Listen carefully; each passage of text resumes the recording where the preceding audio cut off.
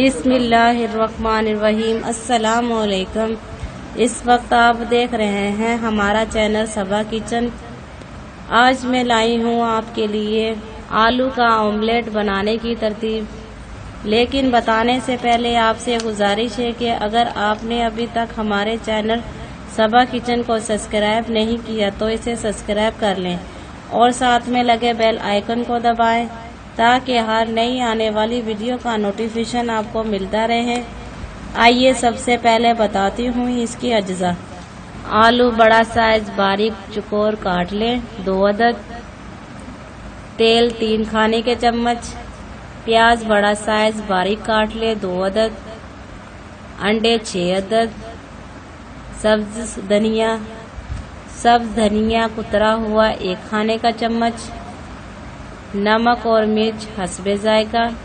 اب میں تیار کرنے کی ترتیب بتاتی ہوں۔ فرائی پین میں تیل ڈال کر گرم کر لیں۔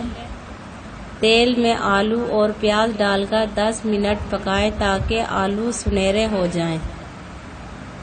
پیالے میں انڈے پھینٹ لیں۔